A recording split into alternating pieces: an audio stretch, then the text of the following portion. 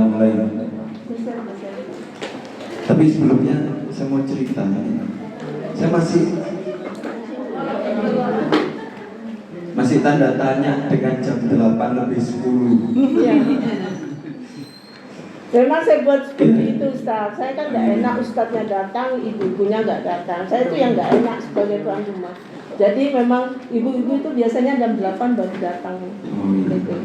Gak apa-apa, emang husnudon saya pertama gitu Bu. Iya. Husnudon ini mungkin karena dua. Yang pertama mungkin yang tadi persis kata Bu Nur. Iya. Ya mungkin biar ustadznya datang tapi terus yang lain sudah hadir gitu kan. Ya mungkin yang pertama itu. Yang kedua mungkin rumahnya jauh-jauh. Jadi gak pas gitu mungkin ya Bu. Jadi saya tadi berangkat dari rumah itu jam 8 ngeluarin sepeda motor, berhenti nunggu kira-kira 5 menit sampai sana. Nunggu jam 8 lebih 5. Pas jam 8 lebih 5 saya starter jalan. Perempatan kuning, wah kebanteran ini pelan. Per 1 menit gas lagi. Pokoknya biar jam 8 lebih 10 tet nyampe masjid parkir. Tapi nggak apa-apa ya biar, Masya Allah. Maaf loh Ustaz. Oh nggak apa-apa Bu, ini biar guyon aja. Terima kasih. Kita mulai ya. Bismillahirrahmanirrahim. Assalamualaikum warahmatullahi wabarakatuh. Waalaikumsalam warahmatullahi wabarakatuh. Innal hamdalillah nahmaduhu wa nasta'inuhu wa nastaghfiruhu wa natubu ilayh wa na'udzu billahi min shururi anfusina wa min sayyiati a'malina. Man yahdihillahu fala mudilla lahu wa man yudlil fala hadiya lahu. Asyhadu an la ilaha illallah wahdahu la syarika lahu wa asyhadu anna Muhammadan abduhu wa rasuluh. Allahumma salli wa sallim wa barik wa an'im ala sayyidina al-Mustafa an-Nabi Muhammad sallallahu alaihi wasallam wa ala alihi wa sahbihi wa man istanna bi sunnatihi wa man tabi'ahum bi ihsanin ila yaumiddin. Qala Allah Ta'ala fil Qur'anil Karim, ya ayyuhalladzina amanu taqullaha haqqa tuqatih wa la tamutunna illa wa antum muslimun. Ya ayyuhan nasu taqu rabbakumul ladzi khalaqakum min nafsin wahidah wa khalaqa minha zawjaha wa batha minhuma rijalan katsiran wa nisaa wattaqullaha alladzi tasaaluna bihi wal arham innallaha kana 'alaikum raqiba. Ya ayyuhalladzina amanu taqullaha wa qulu qawlan sadida yuslih lakum a'malakum wa yaghfir lakum dhunubakum wa man yuti'illaha wa rasulahu faqad faza fawzan 'azima. Amma ba'd. Allahumma anfa'na bima 'allamtana wa 'allimna ma yanfa'una warzuqna 'uluman tanfa'una fid din wad dunya wal akhirah. Rabbana zidna ilma warzuqna fahma. Allahumma arzuqna fahma nabiyyin wa hifdhal mursalin wa ilhama malaikatikal muqarrabin. Allahumma ja'alna mimman yastami'una al-qawla fayattabi'una ahsanah. Allahumma ja'al tajammu'ana hadha tajammu'an marhuma wa ja'al tafarruqana min ba'dihi tafarruqan ma'suma. Allahumma arinal haqqa haqqa warzuqna ittiba'ah wa arinal batila batila warzuqna ijtinabah. Rabbana shrah lana sudurana wa yassir lana umurana wahlul 'uqdatan min alsinatina yafqahu aqwalana. Amin ya rabbal alamin. Alhamdulillah, para bunda, para ibu-ibu yang dirahmati dan dimuliakan oleh Allah. Yang pertama, di setiap hari, di setiap pagi, marilah kita selalu memuji dan bersyukur kepada Allah Subhanahu wa Ta'ala. Alhamdulillah, Allah Ta'ala bangkitkan kita dari tidur kita dalam keadaan ridho kepada Allah, dalam keadaan mengikuti ajaran Nabi Sallallahu Alaihi Wasallam, dan dalam keadaan Islam. Maka ini kesyukuran yang besar yang harus kita tanamkan di setiap harinya dan tidak boleh terlewatkan. Apalagi Allah Ta'ala juga menghendaki kebaikan kepada kita dengan kita diberikan kesempatan dan dimudahkan langkahnya untuk bisa menuntut ilmu. Kalau di jumlah ini untuk membentuk rasa syukur, bukan menambah rasa ujub. Kalau kita sensus jumlah penduduk Bandar Lor dengan jumlah yang ngaji sekarang mungkin hanya beberapa persen saja. Dan artinya belajar menuntut ilmu itu meskipun rasanya kayaknya mudah, tapi ya ada sulitnya, ada effortnya, ada pengorbanannya, ada sabarnya, ada lelahnya. Dan itu tidak mungkin bisa kita jalani dengan baik tanpa izin dari Allah Subhanahu wa ta'ala. Makanya Allah Ta'ala mengatakan, man yuridillahu bihi khairan yufaqihu fiddin.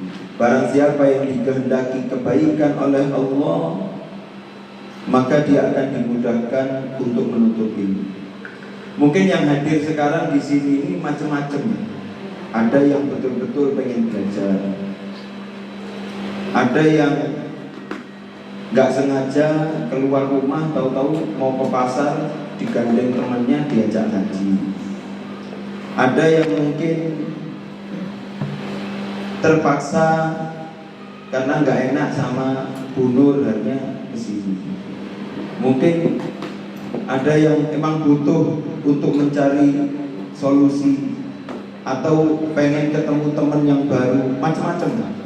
Tapi yang perlu kita pahami dan kita syukuri bahwasanya pilihan Allah Ta'ala terhadap kita itu bukan seperti apa yang kita bayangkan tadi. Kalau kita mungkin banyak alasan, tapi Allah Ta'ala satu alasannya, supaya kita jadi orang baik. Maka takdir Allah Ta'ala itu harus kita jemput dengan baik. Dijemput dengan baik itu apa? Diridhoi. Pertama sabar, kemudian diridhoi, kemudian disyukuri, supaya betul-betul takdir yang Allah Ta'ala tentukan itu menjadi hidayah taufik. Ya, kalau bilang cerita hidayah itu ada dua. Ada namanya hidayatul irsyad, ada namanya hidayatul taufik. Hidayatul irsyad itu ketika kita dapat ilmu agama, itu namanya rusyd, dapat petunjuk dari Allah berupa ilmu, itu namanya hidayatul irsyad. Dapat ilmu, ternyata dapat hal yang baru, dapat solusi baru. Oh, ternyata seperti ini ya. Itu namanya hidayatul irsyad. Yang kedua ini juga hampir jarang orang mendapatkan, yaitu setelah dapat ilmu bisa mengamalkan. Bisa mengamalkan ilmu itu tidak serta-merta pokoknya kalau udah punya ilmu pasti bisa ngamal. Enggak, belum tentu. Karena untuk mengamalkan juga butuh hidayah dari Allah Subhanahu wa ta'ala. Dulu itu orang-orang jahiliyah, wah sepakat Nabi di umur 35 tahun itu orang Quraisy itu sepakat kalau Nabi itu Al-Amin, orangnya jujur, baik, terpercaya, nggak pernah bohong, nggak pernah ngerasani. Wis pokoknya kalau ngomong nggak tahu ngapusi dan nggak tahu di satu uang. Ya, itu Nabi di umur 35 tahun. Tapi 5 tahun kemudian ketika mendapatkan wahyu, kemudian Nabi ingin menunjukkan apa yang benar sesungguhnya. Ternyata tidak semua orang yang pertama bisa mempercayai kejujurannya Nabi, kemudian bisa mendapatkan wahyu, mendapatkan hidayah dari Nabi SAW. Itu artinya mengamalkan itu juga butuh hidayah dari Allah, namanya hidayatul taufik. Jadi yang pertama hidayah ilmu namanya hidayatul irsyad, yang kedua hidayatul amal namanya hidayatul taufik. Taufik itu gini. Pernah dengar Taufik ya? Itu Pak Taufik RT sebelah. Taufik itu gini. Kita berharap sesuatu, pengen ngamalkan sesuatu, kemudian Allah Ta'ala takdirkan kita untuk bisa mengamalkan sesuai yang kita harapkan. Itu namanya taufik. Apa yang kita inginkan dikabulkan sama Allah. Itu namanya taufik. Ada harapan yang kita inginkan sama Allah Ta'ala, tunda, jangan sekarang, gak cocok. Kamu gak bisa kalau sekarang, nanti saja. Ya itu belum taufik. Atau Allah Ta'ala berkehendak sesuatu, tapi kita ketika itu belum memahami, sehingga kita masih memahaminya, ini berat ini sulit ini. Oh ini kok saya dapatnya seperti ini ya, takdirnya dari Allah. Itu belum taufik. Taufik itu ketika kita berharap atau Allah Ta'ala menghendaki sesuatu dan kita ridho terhadap itu. Itu namanya taufik. Dan semoga apa yang kita jalankan, apa yang kita lakukan di sepanjang hari ini, kita betul-betul mendapatkan dua hidayah tersebut. Amin. Amin ya rabbal alamin. Yang kedua, para ibu bunda yang dirahmati Allah, marilah kita haturkan salawat kita dan salam kita kepada Nabi Muhammad sallallahu alaihi wasallam. Allahumma shalli wa sallim wa barik. Alhamdulillah kita bisa bertemu kembali, silaturahim, sama-sama belajar, sama-sama menimba ilmu, sama-sama kita sambut kebaikan yang Allah Ta'ala takdirkan kepada kita. Semoga kita bisa kembali kepada Allah dalam keadaan hati yang selamat. Amin ya rabbal alamin. Para ibu-ibu yang dirahmati Allah, insya Allah kita, alhamdulillah ini izin Allah, takdir Allah, kita bisa insya Allah merutinkan, sehingga kita harus ambil satu kitab untuk bisa kita kaji bersama. Kita ambil faedah dari kitab tersebut atau poin-poin penting, yaitu kitabnya namanya Sofahat Al-Musyriqah min Hayati Sahabiyah. Sudah diterjemahkan, judul kitabnya namanya Gaya Hidup Wanita Perindu Surga. Itu persis yang dibawa sama Bu Nur ya manggilnya Bu. Iya. Ya, persis kayak gini kitabnya. Ini nanti kalau mau beli monggo dikoordinir atau bagaimana nanti, atau di online bisa dibaca-baca. Tapi materi kita tidak letterlek dari kitab. Kita ambil poinnya, kemudian kita ambil hikmahnya, kita tambahkan sesuai yang kita butuhkan. Itu ya. Tapi kitab dasarnya ini, Gaya Hidup Wanita Perindu Surga. Jangan perindu surga. Kalau enggak kita ganti di kitabnya, perindu harta atau perindu suami ya. Masya Allah. Baik, ibu-ibu yang dirahmati Allah. Jadi yang saya harapkan dan yang harus kita pahami, menjadi muslimah itu harus ada konsep, harus ada program besar yang harus kita pahami, supaya di setiap fasenya itu kita nggak salah kaprah, gitu ya. Baik, sebelumnya saya mau tanya, apa syarat menjadi ibu yang baik? Di sini insya Allah muslimah semua toh? Ya. Muslimah ya? Sudah menjadi istri semuanya? Jangan nanti bocor, ada yang belum, bahaya. Yang ketiga, apa namanya? Sudah punya anak? Kebanyakan mayoritas sudah ibu ya, bahkan mungkin sudah punya cucu ya. Cicit sudah punya. Ustaz, ibu itu 78 loh usianya Ustaz. Nah iya, saya ini sungkan. Aku tentu ya. Masya Allah. Maafnya. Nah iya. Tapi gimana? Iya.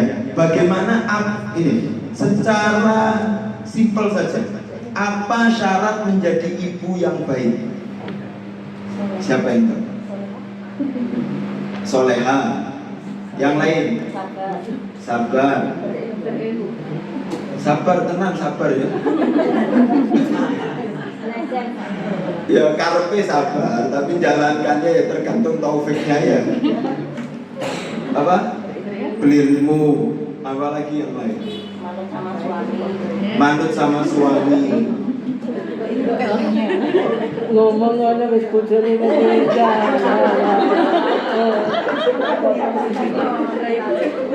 Dikelirkan dulu lah. Kan imam yo. Yo suami. Kok koyo gak anu suami gak keren.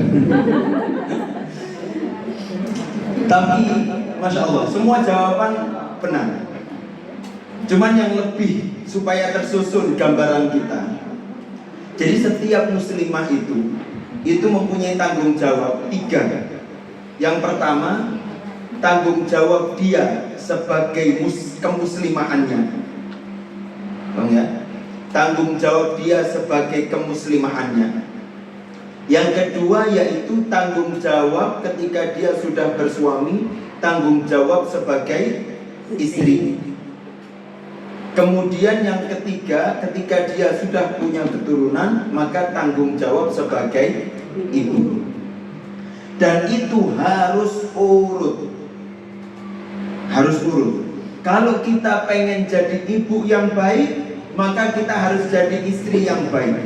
Kalau pengen jadi istri yang baik, maka harus jadi muslimah yang baik. Tapi kalau nggak urut bu, pengen jadi ibu baik, ternyata sama suami nggak baik, nggak akan bisa.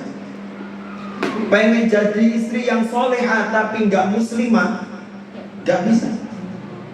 Di Quran jenengan cari semuanya di Quran ya tentang pasangan, itu nggak ada kalimat pasangan yang ternyata salah satu dari pasangannya itu bukan muslim atau muslimah, nggak ada. Allah Ta'ala mengatakan kepada Nabi, kulli azwajika, katakanlah kepada pasanganmu, ya karena Nabi muslim, istrinya muslimah. Ketika Allah Ta'ala mengatakan kepada Nabi Adam, ya Adam, apa namanya, uskun anta wa zawjukal jannah, menetaplah kamu dan pasanganmu, pasangan, karena Nabi Adam muslim dan istrinya muslimah. Ketika Allah Ta'ala bilang kepada Nabi Nuh, ya, daraballahu matalan lil ladzina kafaru imra'atan Nuh wa imra'atan Lut.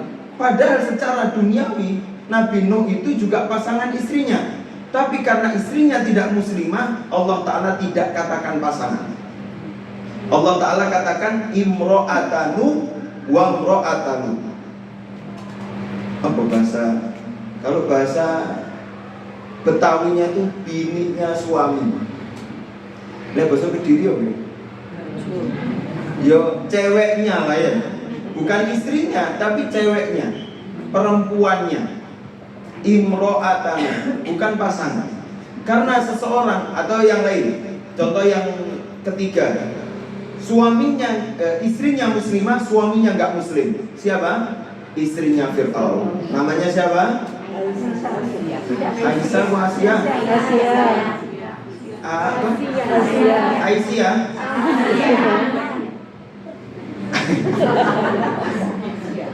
Iya. Asia Iya semua ngotot ya. Astagfirullah. Apa? Asia binti. Ayo. nggak tahu dulu. Ayo. Iya, Asia binti Muzahim. Ya, Asia binti Muzahim. Ketika Asia muslimah, suaminya nggak muslim. Kata Allah Ta'ala, daraballahu matal ladzina amanu imra'ata Fir'aun.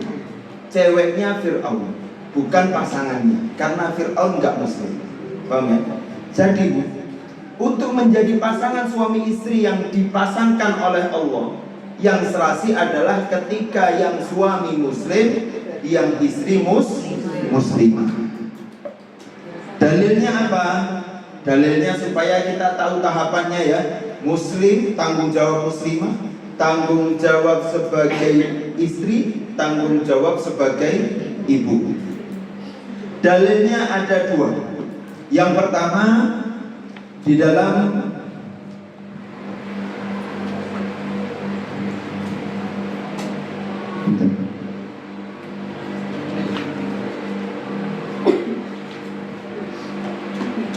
Di dalam surat An-Nisa ayat 34. An-Nisa ayat 34. Di situ Allah Ta'ala mengatakan, An-Nisa 34, Ar-rijalu qawwamuna 'alan nisa bima faddalallahu ba'dahum 'ala ba'din wa bima anfaqu min amwalihim. Begitu juga ini sebetulnya di awal ini sifat laki-laki yang harus diselesaikan. Tanggung jawab lagi. Persis. Kalau laki-laki tanggung jawabnya yang pertama adalah ar-rijal. Sebelum qawwamah harus rijal dulu laki. Harus punya sifat rijal dulu sebelum rijal itu bukan laki tok, tapi harus punya sifat laki-laki. Kadang kan ada sekarang ya suami, saya ini qawwamah. Berarti ketika dia menganggap qawwamah adalah pemimpin yang bisa mendiktatorkan, bisa memaksakan, bisa sakarpe dewe egois terhadap pikirannya, berarti rijalnya belum selesai.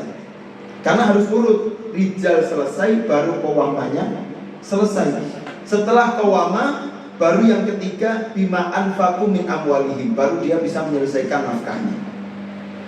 Rijal itu sedikit ya, Rijal itu punya keutamaan. Allah Ta'ala mengatakan di dalam surat Nur, Rijalun la tulhihim tijaratun wala bai'un an dzikrillah. Seorang rijal itu sifatnya minimal, dia pekerja keras, tapi ketika kerja keras tidak lupa untuk berzikir kepada Allah. Wa aqama shalah wa ataz zakah. Rijal itu menunaikan sholat, gak pernah telat dan gak pernah meninggalkan, menunaikan zakatnya juga tepat. Yakhafuna yauman tataqallabu fihil qulub wal absar, dan dia juga takut kepada Allah. Itu rijal. Ini sepintas, tapi tujuan kita adalah membahas tentang muslimah. Kalau muslimah di ayat selanjutnya Allah Ta'ala mengatakan fas-salihatu qanitatun hafizatun lil ghaibi bima hafizallah. Nah, kalau wanita sifatnya baru di sini. Yang pertama adalah solihah, yang kedua adalah qanitah, yang ketiga adalah hafizah. Solihah itu tanggung jawab seorang muslimah harus solihah. Ya, solihah. Tanggung jawab sebagai seorang istri. Baru selanjutnya qanitah. Apa qanitah ini? Taat, manut. Ya, qanitah. Yang ketiga baru tanggung jawab seorang ibu. Apa? Hafizah, menjaga kehormatan suami, menjaga kehormatan diri, menjaga kehormatan anak-anak. Jelas ya? Itu saja poinnya sebetulnya. Sholihah, qanitah, hafizah. Nah, nanti baru kita pecah itu. Bagaimana menjadi wanita yang sholihah, bagaimana menjadi wanita yang qanitah ketika menjadi istri, bagaimana menjadi wanita yang hafizah ketika menjadi seorang ibu. Intinya itu, gitu ya. Sholihah, qanitah, hafizah. Apa yang pertama? Sholihah. Yang kedua qanitah. Yang ketiga hafizah. Paham semua? Udah cukup ya? Kita tutup. Alhamdulillah. Terus intinya itu ibu. Udah selesai. Pokoknya sholihah, qanitah, hafizah. Dan ini dalil pertama.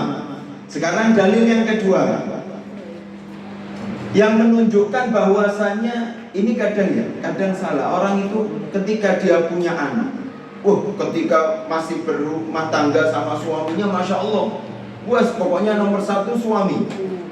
Pas punya anak, suami ya Allah cemburu sama anaknya sendiri. Wis gak tahu di sopo, wis gak tahu di reken, ngetuk rumah mesti udah pasti di dalam kamar sama anak. Pokoknya kalau sudah punya anak itu fokus jadi ibu, lupa jadi istri. Ya kan? Aku saiki ibu dari anak-anakku, terus lupa saya jadi istri. Padahal kita nggak bisa jadi ibu yang baik kalau nggak jadi istri yang baik. Karena peranan ibu itu ketika istrinya selesai. Jadi istri selesai. Dalilnya ini, contoh gambarannya di surat Yusuf di ayat keempat. Lihat, Allah Ta'ala menggambarkan bagaimana jadi ibu itu semestinya seperti ini. Surat Yusuf ayat 4. Nabi Yusuf ketika itu mimpi terus cerita sama ayahnya. Itqala Yusufu li abihi, ya abati inni ra'aitu ahada asyara kaukaba wasyamsa wal qamara ra'aituhum li sajidin. Wahai ayahku, aku ini mimpi ayah. Mimpi ketemu Gundurwo kita melihat bintang. Kata Nabi Yusuf, ini Nabi Yusuf lihat, ya Abi, aku ini mimpi ngelihat 11 bintang. Belum. Bintang 11. Iya ya, 11 bintang. Terus apa yang dilihat lagi selain bintang? Matahari. Terus yang ketiga bulan. Sekarang saya tanya, insya Allah jenengan udah tahu apa makna dari 11 bintang? 11 saudara. Apa makna dari matahari? Apa? Pemimpin. Yang lain?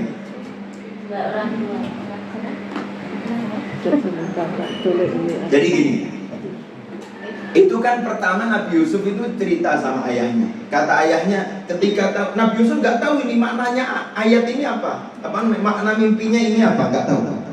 Kemudian Nabi Yusuf cerita sama bapaknya. Kata Nabi Yakub tahu.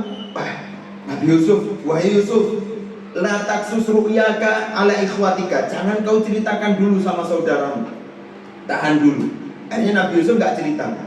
Sampai ketika dewasa sudah jadi pejabat di Mesir, ya bukan pejabat sekarang ya, pejabat Mesir, pejabat yang adil ketika itu Nabi Yusuf, bukan yang gajinya per hari 3 juta tambahan. Saya tadi pagi melihat berita lucu banget. Ya kan, saya kasih tunjangan 50 juta karena mereka kasihan, mereka itu harus ngekos 3 juta per bulan. Tapi dikali 26 jadi 78, mereka harus nombokin. Wah, ini dari mana? Tapi nggak apa-apa lah, kita himbau. Kalau 50 juta terlalu banyak ya biar mereka nyari kos-kosan yang 1 juta, kamar mandi di luar. Apa ada 1 juta? Ada kos-kosan setiap hari, satu harinya 1 juta tapi kamar mandi di luar.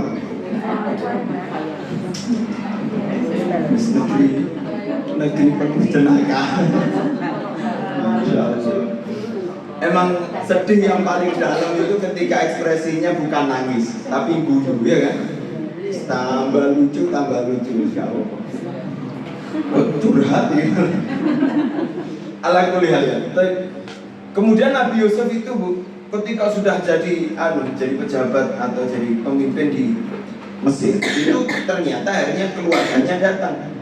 Plus persis saudaranya ada ayahnya, ada ibunya, dan semuanya itu tunduk kepada raja, yaitu rajanya Nabi Yusuf.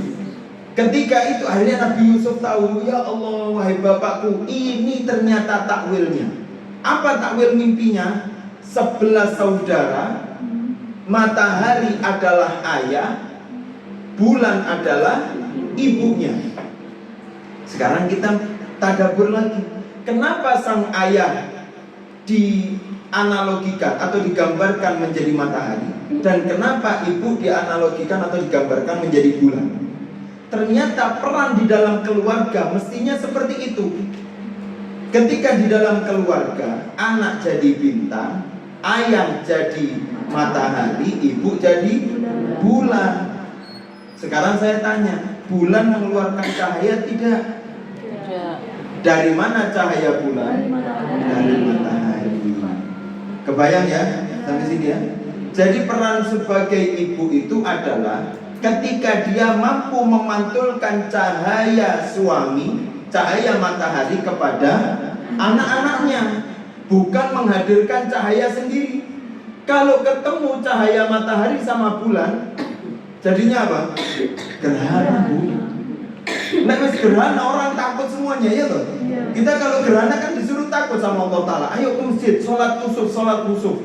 Ini bahaya ini gerhana. Kalau sudah bapak ngomel, ibu melok ngomel, waduh, itu yang gerhana anaknya. Bagi perang dunia ini. Bapak ngamuk, ibu melok ngamuk. Perang dunia. Karena apa? Karena seperti itu. Ada 2 gerhana. Ya, makanya harusnya sebagai ayah mampu menjadi matahari, ibu menjadi bulan. Sehingga akhirnya bagi tugas, ketika ayah hadir yang menjadi matahari, ketika ayah tidak hadir maka ibu menjadi bulan, memantulkan bagaimana peranan ayah di dalam rumah tangga supaya nggak hilang. Dan kemarin ada cerita itu teman, subhanallah, dia harus kerja jauh LDR sama istrinya. Ternyata pulang anak nggak kenal suami, nggak kenal bapaknya. Ya tahu orangnya tapi nggak kenal kebaikannya, nggak kenal sosoknya, nggak kenal. Akhirnya miris, sehingga bapak itu ketika ketemu anak kayak orang asing. Dan ini masalah. Baik, sebagai contoh, ada 3 contoh, ada 2 contoh saja. Contoh yang pertama, lihat bagaimana betul-betul peranan istri yang solehah yang bernama Siti Hajar ketika dia mampu menghadirkan cahaya Ibrahim, meskipun Nabi Ibrahim tidak ada di hadapan Nabi Ismail. Tapi bagaimana Siti Hajar bisa?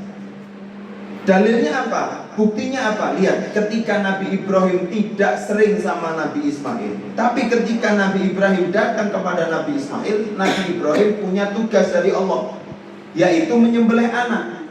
Bilang, ya bunayya, wahai anakku, aku mimpi aku melihat di dalam mimpiku, aku menyembelihmu.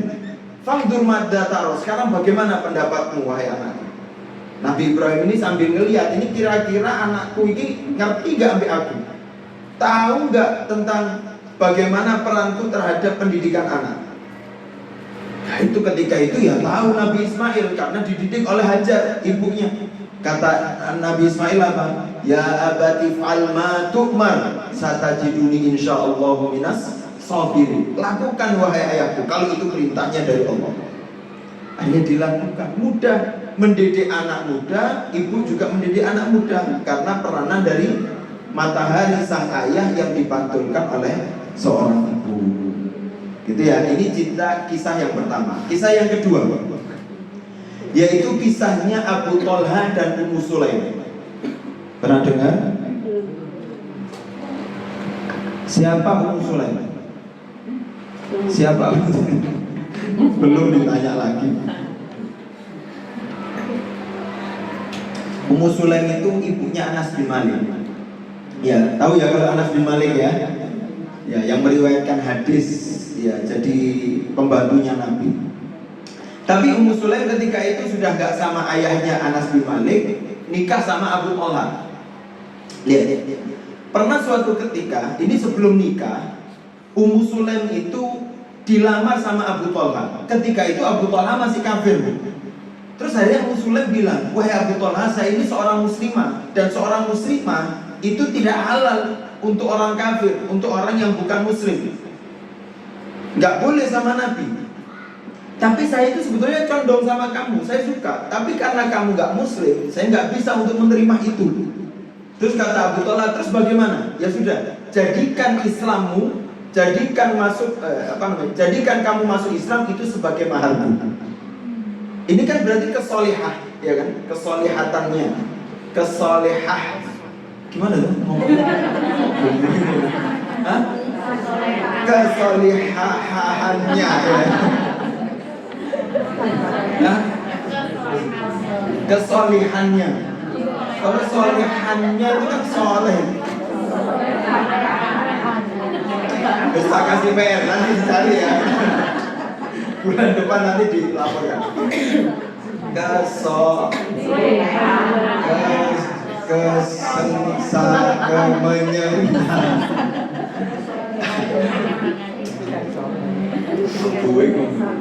kesolihahannya. Ya, segitulah. Kesolihahannya. Ya, kesolihahannya. Kesolihahannya Ummu Sulaim itulah yang beliau munculkan. Meskipun udah cocok, saya ini cocok, tapi kamu belum muslim, saya nggak bisa menerima, wahai Abu Thalha. Jadikan maharku adalah keislaman. Akhirnya Abu Thalha masuk Islam, akhirnya nikah sama Ummu Sulaim. Satu, tampak kesolihahannya Ummu Sulaim. Ya, pertama. Yang kedua, lihat, karena solihahnya Ummu Sulaim nanti terpancar pada bagaimana ketaatan Ummu Sulaim ketika menjadi istrinya Abu Thalha. Pernah suatu ketika, jenengan pernah dengar kisah sedekah Bairuha? Pernah dengar kalimat Bairuha? Belum? Bairuha nggak tahu? Makanan baru di Indomaret. Tahu kalau ada updatean baru makanan. Ya, viral. Dikici tahu Dikici? Iya. Almas tahu? Padahal belum buka loh sebelumnya. Oh sudah buka? Oh buka. Gimana kalau kita ke sana? Alamat tahu alamat? Ya. Apa tadi? Bairuha ya. Iya, kalau kepotong sama makanan itu membuyarkan. Mendadak perut ini beronta-ronta. Apa tadi Bairuha? Jadi kisah Bairuha itu ada kebun di Madinah. Itu biasanya Nabi kalau habis dari Nabawi keluar, biasanya di Bairuha itu duduk-duduk sama sahabat yang lain. Kemudian Nabi mengatakan, waktu itu Nabi menjelaskan tentang ayat lantana lulbirroh hatta tunfiqu mimma tuhibbu. Tidaklah kalian mencapai batas ketaatan yang tinggi sampai kalian mampu menafkahkan apa yang kamu cintai. Gitu ya. Jadi ngasih sesuatu itu bukan yang nggak perlu, bukan ketika kita sudah nggak membutuhkan, tapi betul-betul barang itu masih nyelip di hati kita kemudian kita keluarkan. Itu namanya puncak ketaatan. Paham ya? Apa kira-kira yang nyelip di hati jenengan? Apa? Emas, tas, emas tenteng, emas gandeng. Ya kan? Coba mulai disedekahkan. Terus gak apa-apa mas. Jangan masuk pertemuan kedua mesti bikin apa-apakan. Ya, pokoknya apa yang kira-kira nyelip kasihkan. Ya, mulai nyoba disedekahkan meskipun sulit, tapi itulah puncak ketaatan kata Nabi. Kemudian Abu Thalha dengar, wih, menarik ini puncak ketaatan. Apa itu benar ya Nabi, ya Muhammad, ya Rasulullah? Ya betul, ya sudah. Kalau begitu ini Bairuha ini, kebun Bairuha ini adalah kebun yang saya cintai. Maka saya sedekahkan untuk Allah Subhanahu wa taala sekarang. Langsung ketika itu disedekahkan, padahal kebun loh. Kebun itu bukan tanah kosong yang diambil pemerintah, bukan.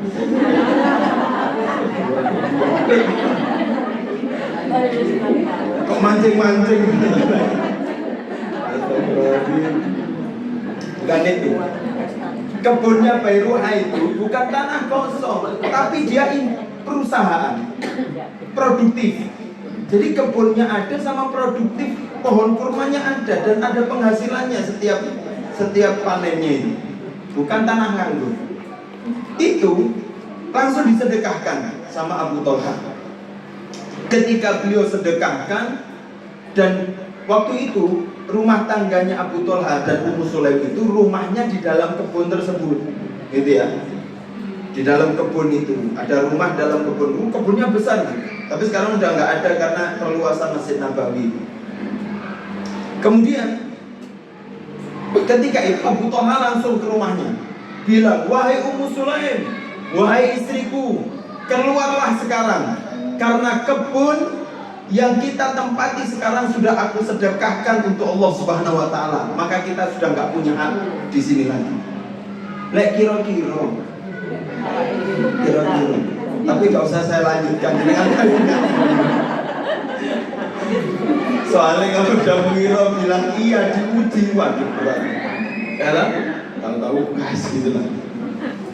Itu kata Abu Talha. Masya Allah. Kata Abu Talha, wahai Muslim keluar. Sekarang ini kebun kita ini sudah kita sedekahkan, kata Allah. Apa yang dilakukan sama Muslim? Langsung ringkesi baju, Bu. Anaknya langsung digendong. Ayo kita keluar sekarang. Langsung keluar. Kemana ya? Nggak tahu. Pokoknya Abu Talha nyuruh keluar. Ini soal taat sama suami, tak ada. Tapi taatnya kebaikan, ya. Nanti saya jelaskan tentang taat terhadap suami. Karena ini terpancar, karena kesolihahannya Ummu Sulaim. Akhirnya terpancar bagaimana Ummu Sulaim bisa menjadi istri solihah atas suaminya. Ketika suami melangkah untuk melakukan kebaikan, istri sam'an wa ta'atan untuk mengikuti suami. Dua. Sekarang yang ketiga, menjadi ibu terpancar ketika menjadi istri yang solihah. Ketika keluar, Ummu Sulaim itu melihat anaknya Ummu Sulaim itu sedang makan kurma dari kurma pohon ayahnya itu, pohon Bairuha. Kata Ummu Sulaim apa kepada anaknya? Ya bunayya, alqi ma fika fa innaha qad sarat lillahi ta'ala wa laysat lana fiha haqqun ba'dal an. Wahai anakku, keluarkanlah kurma yang ada di mulutmu itu. Karena itu bukan milik kita, tapi milik Allah Subhanahu wa ta'ala mulai sekarang. Karena itu bukan hak kita lagi. Langsung dikeluarkan. Dan anaknya pun langsung mengeluarkan kurma yang ada di mulutnya. Akhirnya bagaimana yang ketiga? Seorang istri menjaga suaminya. Menjaga suami. Menjaga anaknya. Menjaga anaknya. Itulah terpancar. Akhirnya kita akan mudah bagaimana bisa menjadi seorang ibu yang baik ketika kita bisa memancarkan menjadi seorang istri yang solehah. Seorang istri yang solehah akan bisa menjadi istri yang solehah ketika kita mampu menjadi wanita yang solehah. Kemudian ini sekedar tambahan supaya kita nggak salah memahami dalam taat terhadap suami.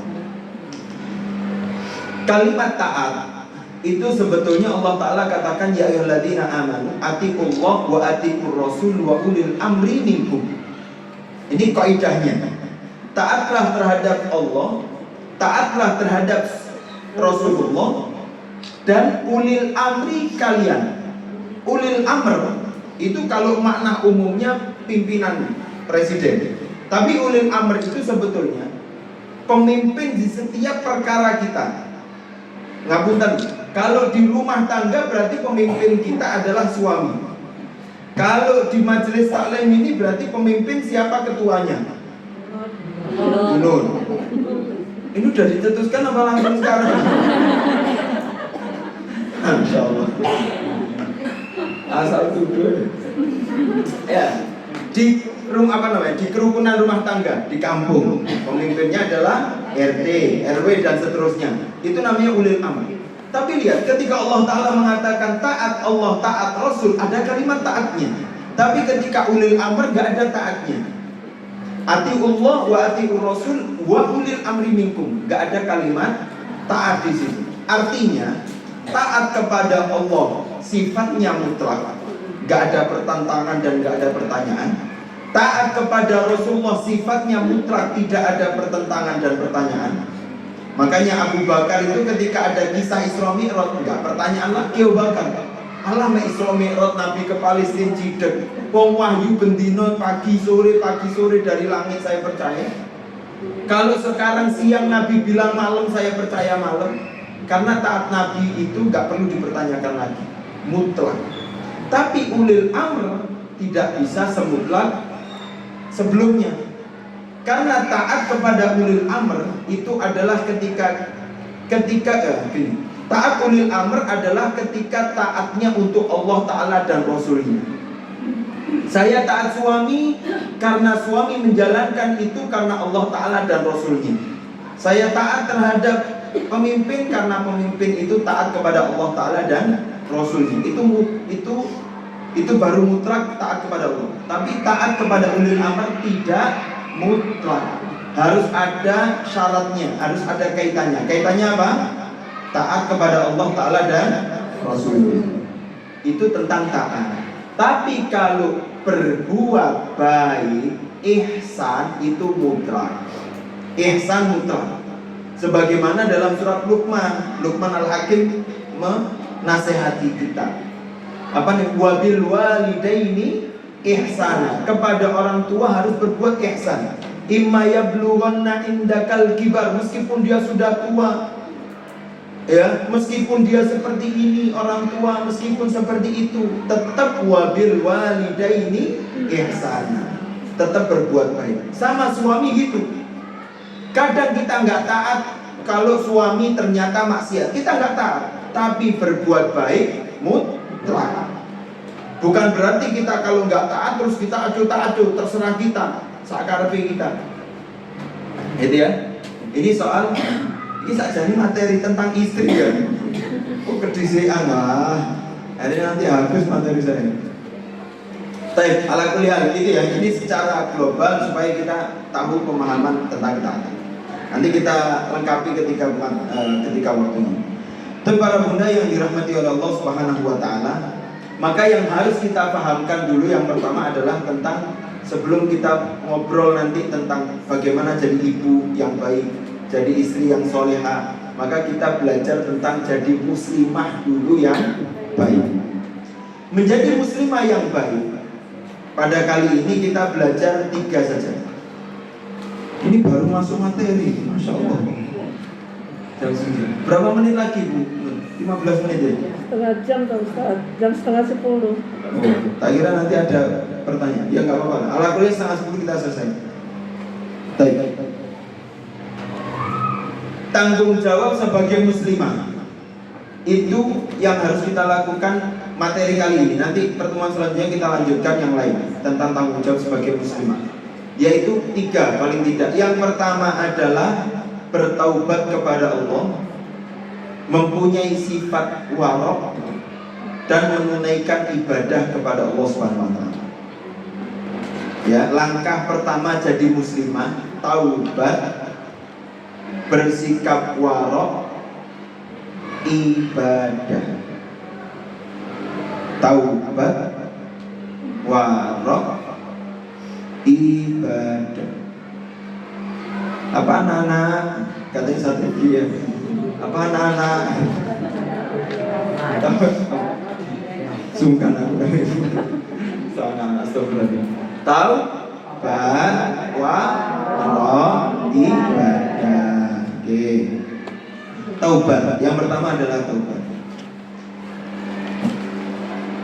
Nabi mengatakan kullu bani Adam khata. Setiap anak cucu Adam itu pasti melakukan kesalahan. Ya, setiap anak cucu Adam itu pasti melakukan kesalahan. Gak mungkin salah, gak mungkin gak salah, gak mungkin. Ya, Nabi Adam pernah melakukan salah, dan itu jelas. Kalau ayah kita pernah melakukan salah, ya berarti anaknya pantas melakukan salah secara gak langsung. Nabi yang lain juga melakukan kesalahan. Wajar melakukan kesalahan. Kita pun kalau melakukan kesalahan juga wajar. Tapi yang tidak wajar adalah ketika salah tidak ditaubati. Karena Nabi mengatakan wa khairul khatta'in at-tawwabun. Sebaik-baik orang yang melakukan kesalahan adalah ketika dia mampu bertaubat atas kesalahannya. Bahkan ini agak frontal lagi. Nabi pernah mengatakan seperti ini. Laula tudnibu la dhahaballahu bikum fayati biqaumin yudnibun wa yastaghfirun. Kata Nabi, kalau kamu itu tidak melakukan kesalahan, bisa jadi Allah Ta'ala hilangkan kamu. Allah Ta'ala datangkan sebuah kaum yang dia melakukan kesalahan, kemudian dia bertaubat kepada Allah Subhanahu wa Ta'ala. Gitu ya. Jadi kalau kita melakukan salah itu wajar. Tapi ya nggak boleh disengaja, nggak boleh sakarepe dhewe. Tapi nggak sengaja melakukan kesalahan, khilaf melakukan kesalahan, manusiawi melakukan kesalahan. Itu ya Ya wajar, kemungkinan seseorang itu nggak sadar atas dirinya sehingga melakukan kesalahan. Tapi yang harus kita pekahkan itu adalah kita harus siap untuk taubat dan istighfar di setiap waktu. Dan bertaubat itu adalah gini, ketika orang itu harus bertaubat terus, berarti dia itu harus peka terhadap dirinya. Kalau orang itu nggak gampang peka, maka dia akan nggak gampang bertaubat. Sebagai contoh, Allah Ta'ala mengatakan Innallaha yuhibbut tawwabin wa yuhibbul mutatahhirin. Allah Ta'ala mencintai orang yang bertaubat dan mensucikan diri. Taubat itu artinya membersihkan diri. Gampangannya kita belajar bagaimana membersihkan diri ketika dengan wudu. Gampangannya sebagai gambaran. Lihat, kita itu wudu, apa sih yang kita bersihkan, Bu? Kalau wudu itu apa? Najis, sama satu lagi apa? Jadi kan mau 2 apa 4? Apa 1? Najis sama apa? Wudu itu membersihkan apa? Najis sama hadas. Oke. Najis itu apa sih najis itu? Najis itu kotoran yang Iya betul. Najis itu kotorannya harus disucikan. Sepakat kita. Oke, betul. Tapi najis itu apa? Najis itu kotoran yang tampak, gampangannya. Yang kelihatan itu namanya najis. Ya. Nanti ini karena untuk membedakan. Kalau najis satu dok, kalimat najis itu ya bisa maknanya 2. Tapi kalau najis sama hadas digabung maknanya beda. Najis itu yang tampak. Kalau hadas itu adalah najis yang nggak tampak, namanya hadas. Ngapunten, makanya kalau kita ada najis di dalam diri kita, ada kotoran yang tampak, harus dicucikan dulu, disiram, dibersihkan. Kalau najisnya di tangan, dibilah dengan wudu, ya kan? Harus kita bersihkan. Tapi kalau hadas kan nggak tampak. Hadas, ngapunten, buang angin. Apa ketok buang angin? Mana yang dibersihkan? Nggak tahu. Tapi ketika kita hadas kan harus dibersihkan tetap. Dibersihkannya dengan apa? Dengan wudu. Artinya membersihkan sesuatu itu tidak mesti harus yang tampak. Kadang yang nggak tampak juga harus dibersihkan. Dan membersihkan sesuatu yang nggak tampak itu nggak bisa kalau kita nggak peka orang. Masa bodoh nggak tahu, pokoknya itu angin berapa ton dikeluarkan nggak ngerti. Masa bodoh. Wis nggak pernah peka. Apa gitu kan nggak? Kayak jenengan megang wudu, ya kan? Tuh sholat maghrib wudu sampai isya. Pas isya ditanya teman, Bu, apa gak wudu nih? Gak, nyekel wudu, ya kan? Apa ketika nyekel jenengan megang wudu itu jenengan gak perhatian terhadap hadas yang keluar? Tidak toh?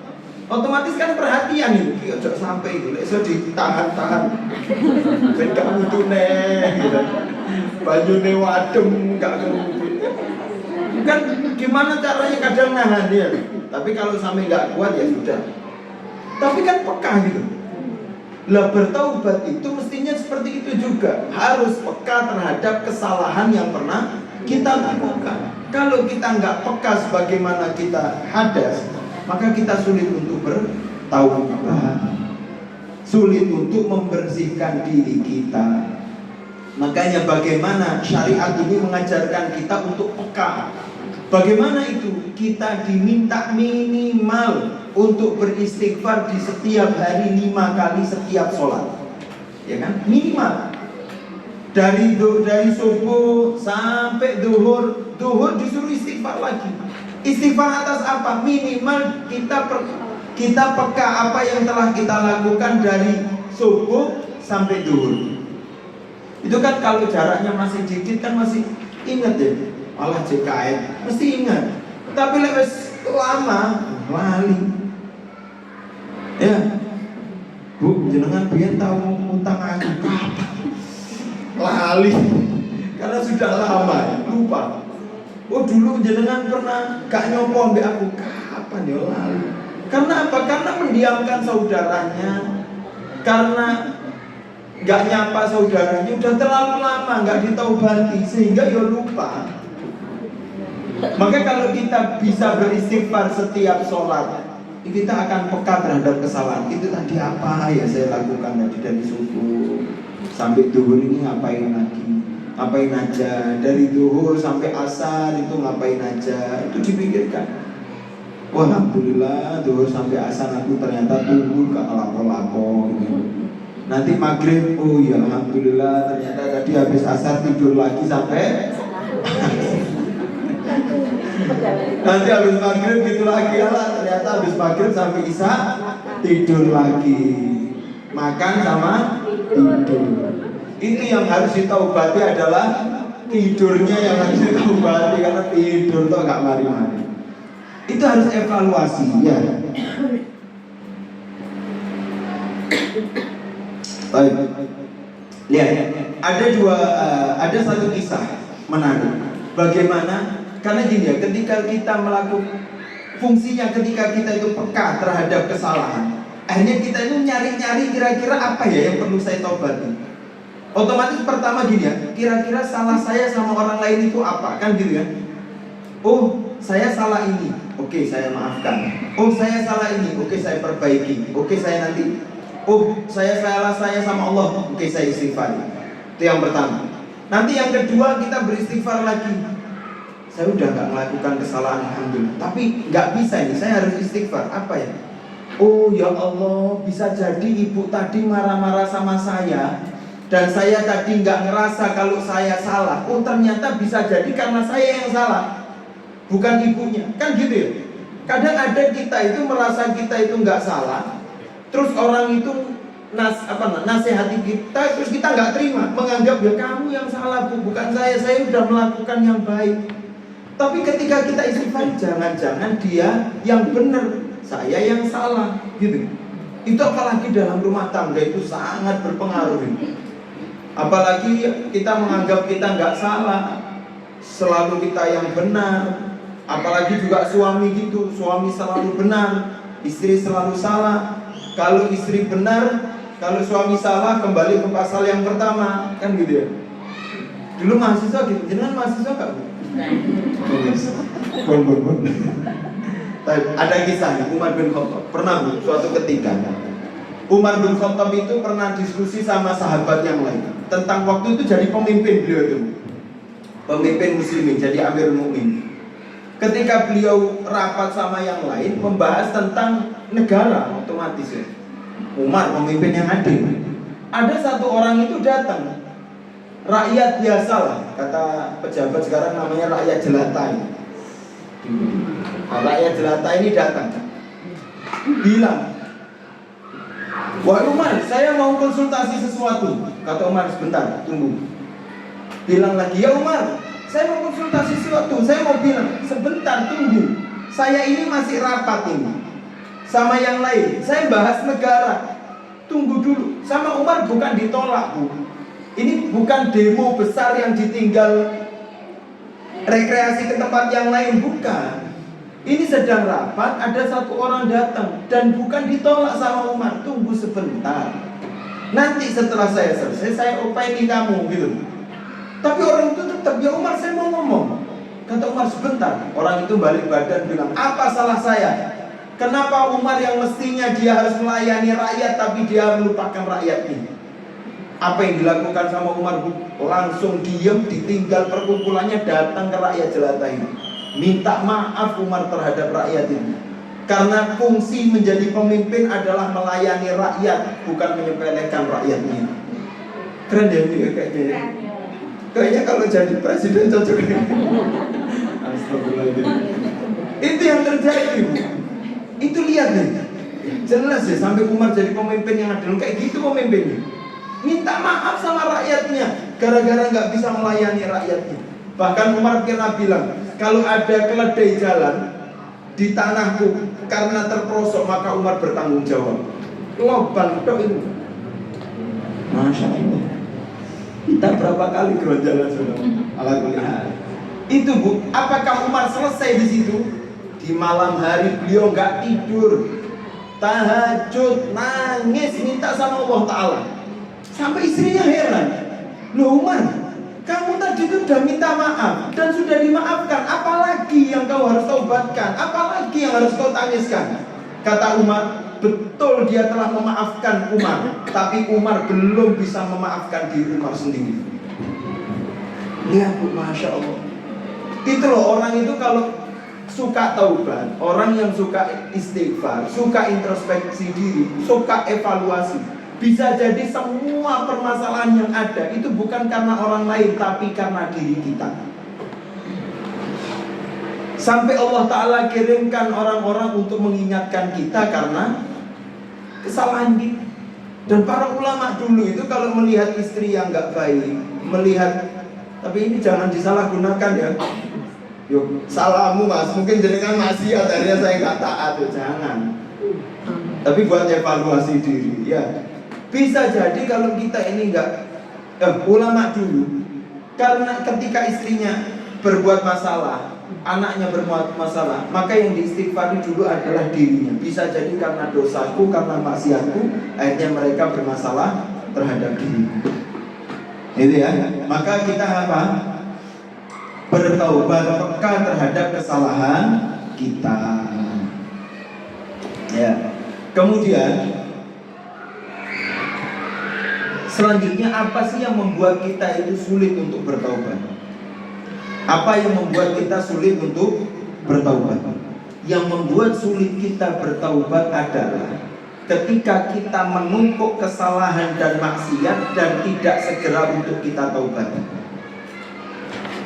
Kulaan sih, maksiat sih muake. Wong saiki kan ada gitu ya, temen cerita teman-teman gitu, gak apa-apa kerja pakai golek barang riba-riba, golek barang sing aneh-aneh gak apa-apa. Sing penting sugih sih. Golek wis sugih kari taubat, kan enak. Apakah bisa? Sulit. Tidak semudah mulutnya Ferguson ya. Tidak semudah Ferguson. Ya. Itu kalau ditumpuk pulaan maksiat, pulaan kesalahan, itu taubatnya sulit, berat. Karena kita harus membersihkan hati yang telah gelap, sebagaimana jenengan membersihkan panci yang terlalu gosong dengan apa namanya? Dengan kerak terus dicuci, kan sulit ya. Tapi kalau setiap kotor dikit disikat, sekitar kotor sedikit dicuci, gak ditumpuk, gak pernah menginapkan tumpuan apa namanya, kotoran piring di setiap malam, ya kan, setiap hari dibersihkan. Insya Allah ada yang setiap malam numpuk di piring. Terus menisu aja seleren kewasong ala kulihat. Tapi kan pokoknya kalau kita bersihkan setiap hari, kan nggak sulit bersihkannya, ya. Tapi kalau panci udah hitam disikat pun nggak sulit. Harus pakai cara-cara yang lain, harus pakai effort lebih. Sunlight terus gak cocok, gak bisa, gak sunlight. Afiliasi sunlight. Apa yang lain? Mama Lemon, apa lagi? Ayo kita promosikan produk muslim. Ekonomi. Ada yang lain lah, laku lihat. Itu kan cukup ya. Tapi kalau ketika terlalu gelap, nggak bisa, harus beli bahan kimia, harus beli kayak gitu. Kalau maksiat terlalu banyak, taubatnya pun juga harus butuh effort, ya, harus butuh perjuangan. Maka kita harus bisa mengendalikan diri kita, mengendalikan maksiat kita. Dan nafsu itu ada 3, supaya kita tidak terjatuh kepada kemaksiatan. Nafsu dalam diri kita ada 3. Di Al-Quran itu menyebutkan 3 nafsu. Ya. Yang pertama adalah nafsul mutmainnah, diri atau jiwa yang tenang. Nafsul mutmainnah, jiwa yang tenang itu adalah jiwa yang kembali kepada Allah. Kalau kembalinya nggak ke Allah, nggak mungkin tenang. Ya, karena Allah Ta'ala mengatakan ya gimana ya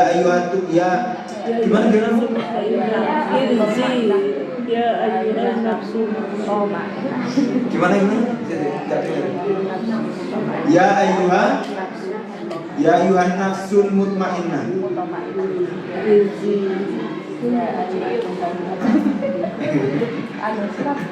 Surat apa? Apa ya surat apa? Al-Fajr ya? Ya, Al-Fajr itu juz berapa ya? 20. Oh, juz 30 ya. Ya ayyatuhan nafsul mutmainnah irji'i ila rabbiki radiyatan mardiyah fadkhuli fi ibadi wadkhuli jannati.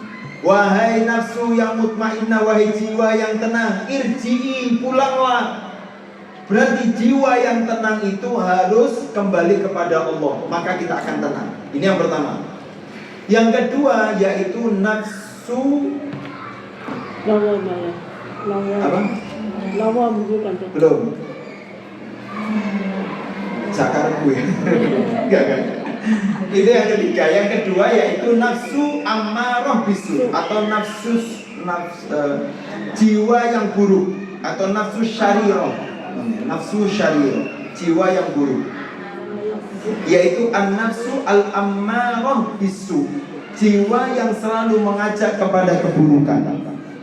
Dalilnya Allah Ta'ala mengatakan inna nafsa la ammaratun bisu, jiwa itu kadang mengajak kita untuk yang buruk. Ya.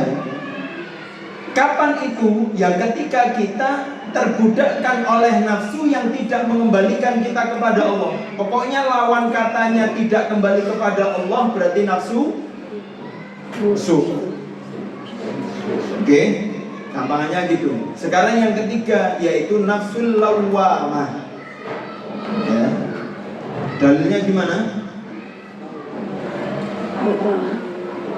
Wa nafsi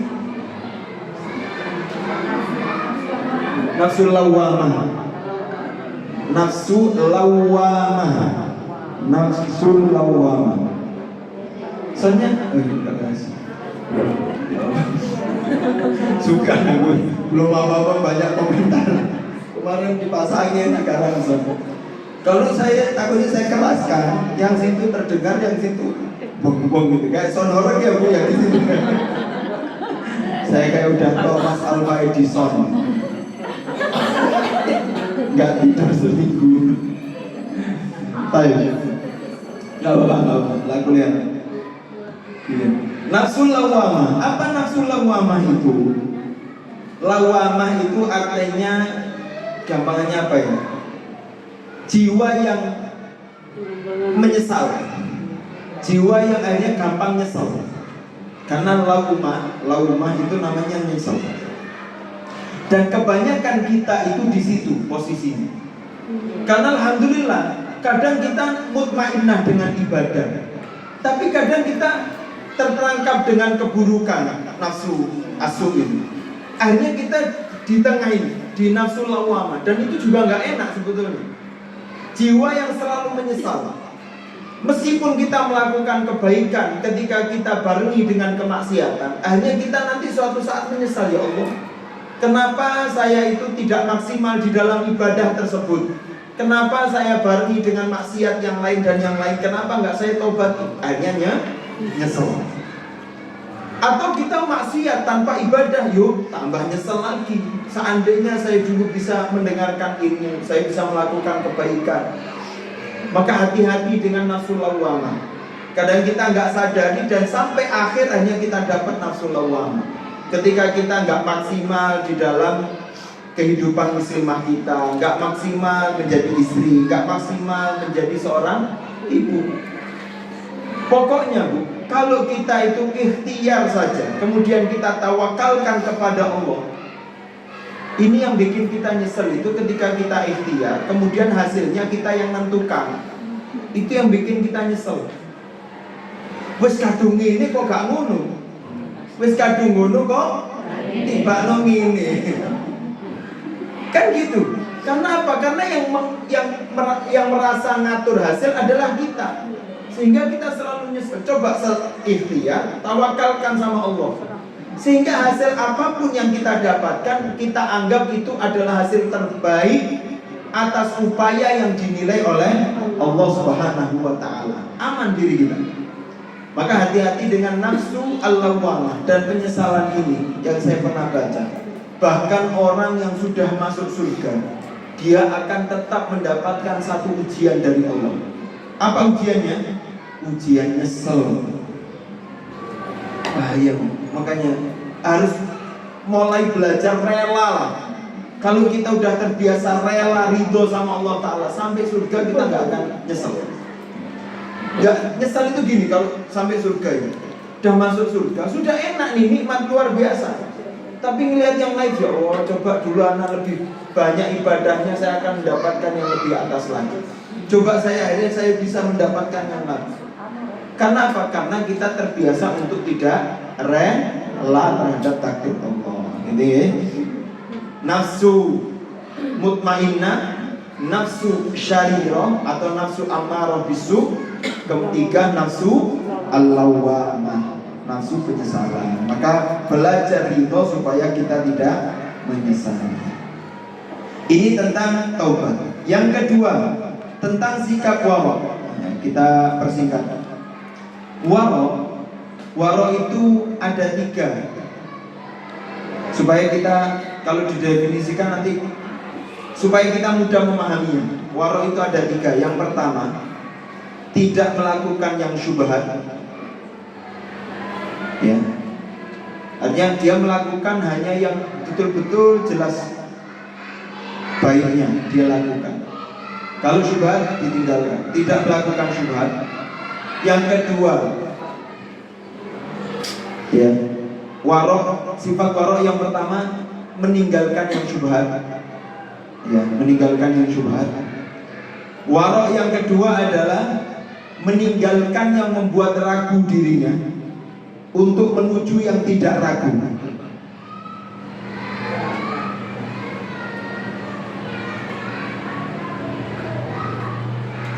Untuk urusan ragu saya kasih pemahaman sedikit.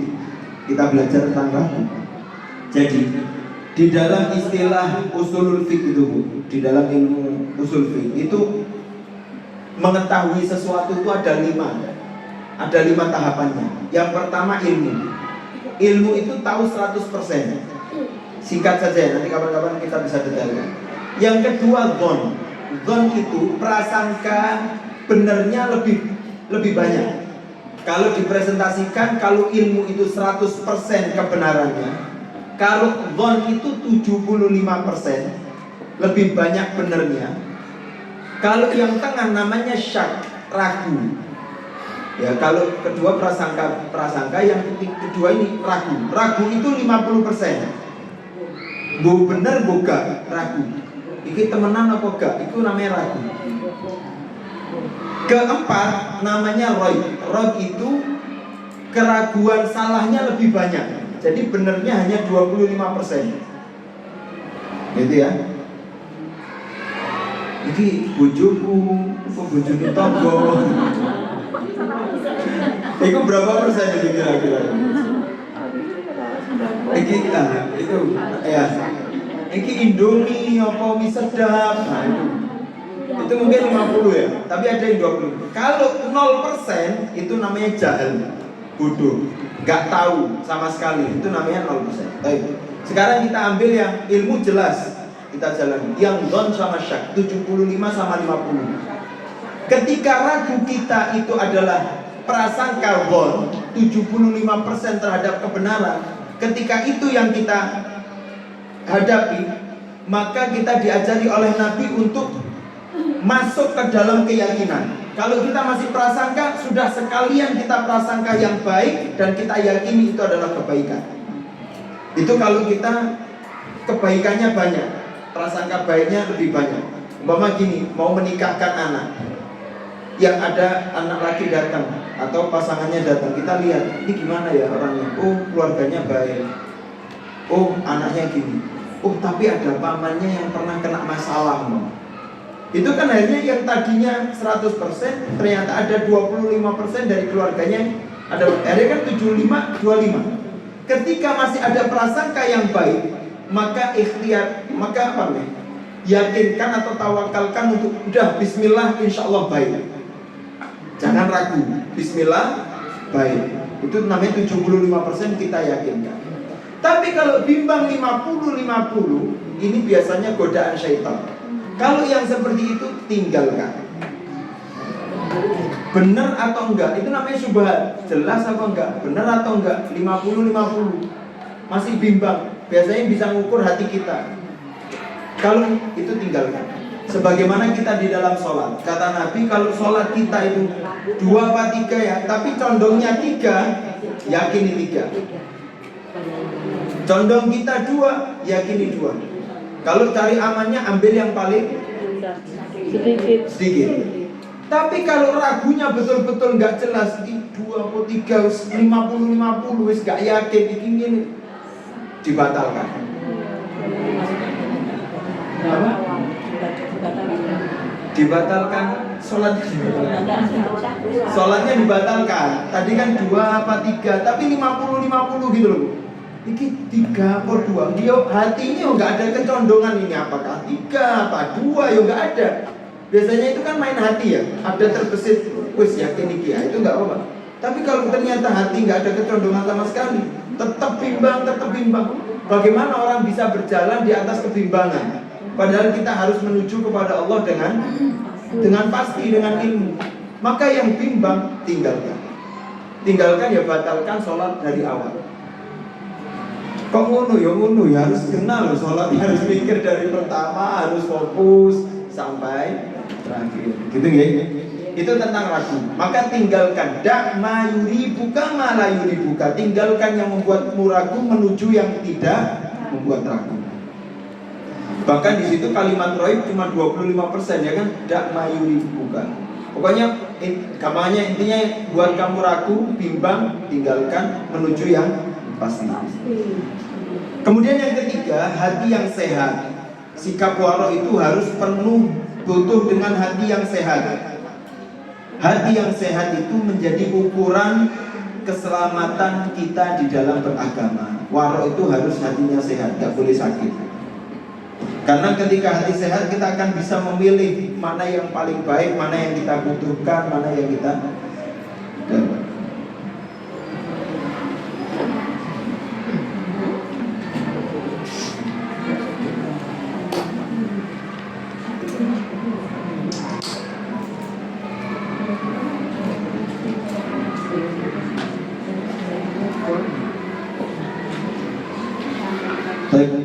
terakhir. Kita singkat terakhir yaitu tentang ibadah. Udah habis ya?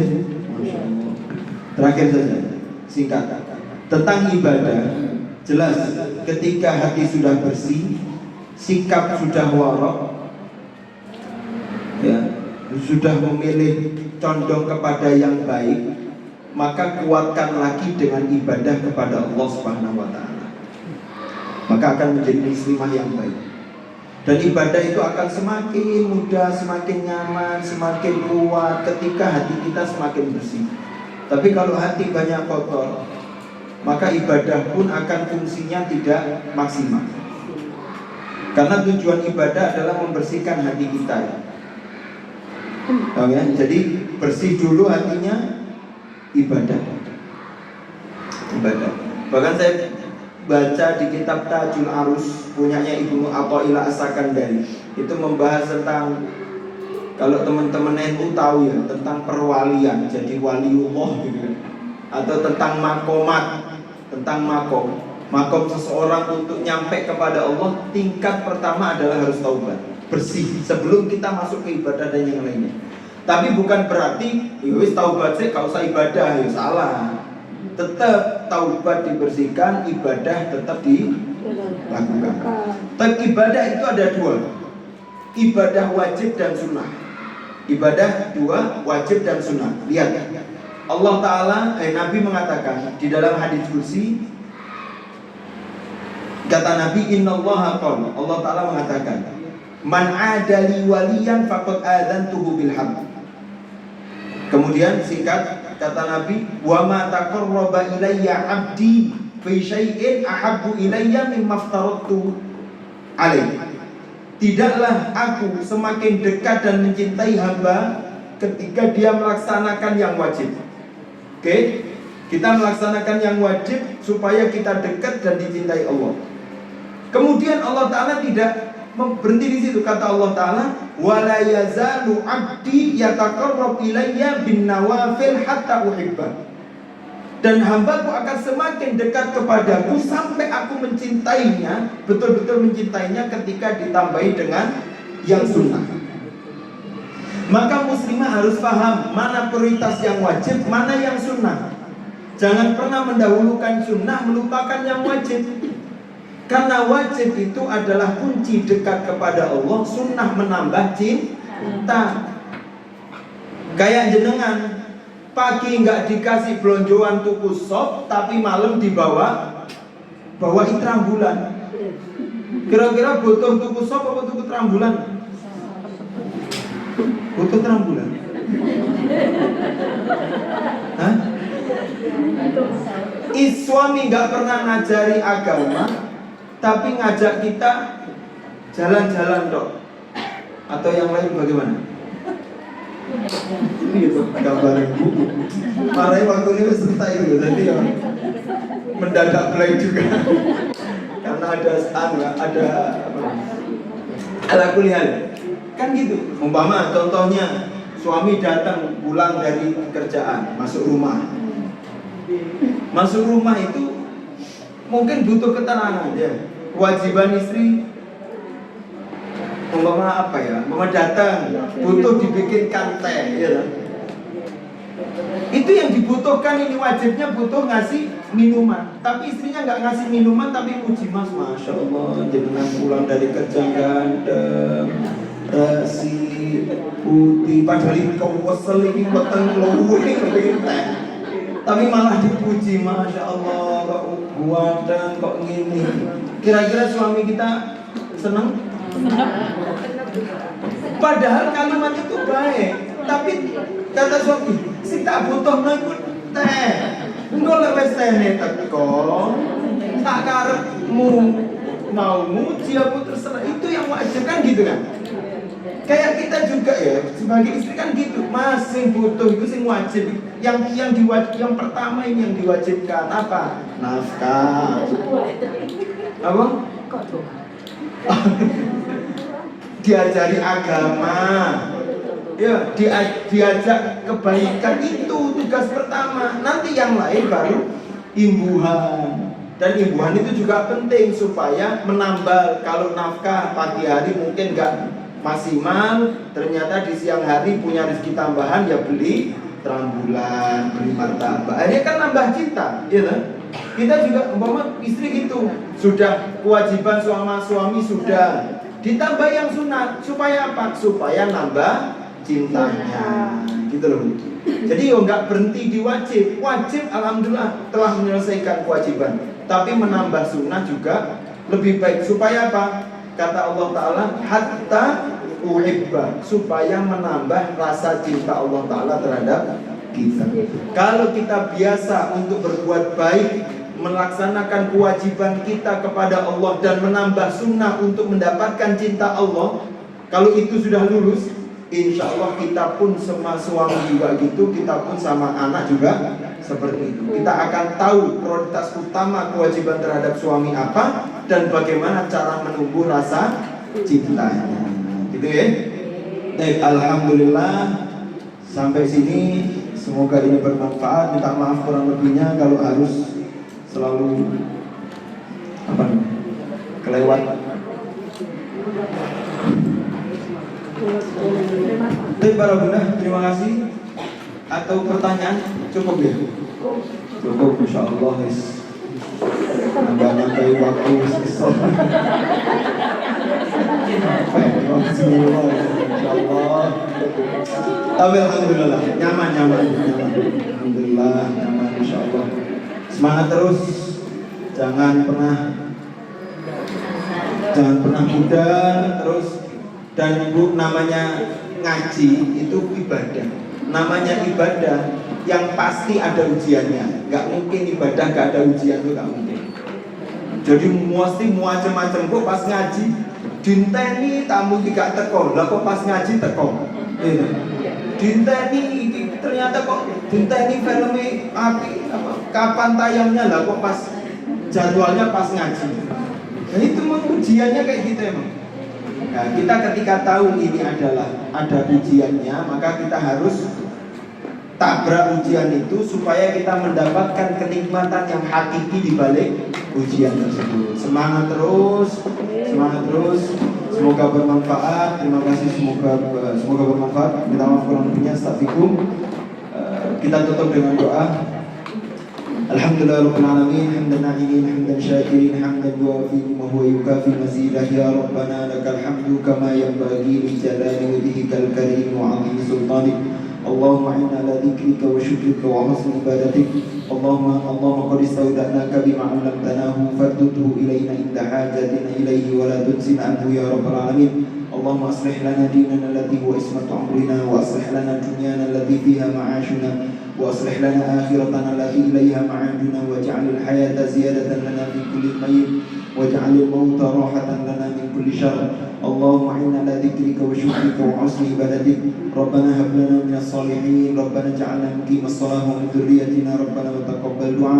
Allahumma ja'al tajammu'ana hadha tajammu'an marhuma wa ja'al tafarruqana min ba'dihi tafarruqan ma'suma.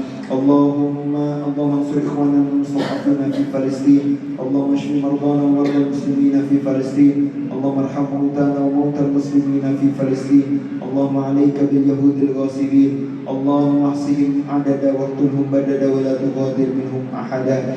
Rabbana awzi'na an nashkura ni'mataka allati an'amta 'alaina wa 'ala walidayna wa an na'mala salihan tarda wa adkhilna bi rahmatika ya arhamar rahimin.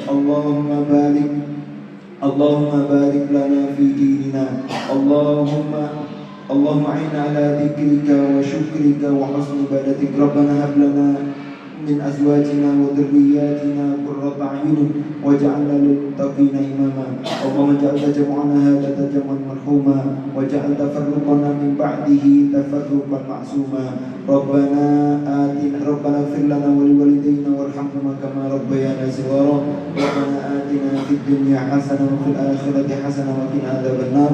Subhana rabbika rabbil izzati amma yasifun wa salamun 'alal mursalin walhamdulillahi rabbil alamin. Jazakumullah khair, semoga bermanfaat. Subhanakallah wa bihamdika asyhadu an la ilaha illa anta astaghfiruka wa atubu ilaik. Minta maaf kurang lebihnya apabila ada kalimat kata yang kurang berkenan. Kalau ada kebaikan datangnya dari Allah. Astagfirullah. Alhamdulillah. Assalamualaikum warahmatullahi wabarakatuh.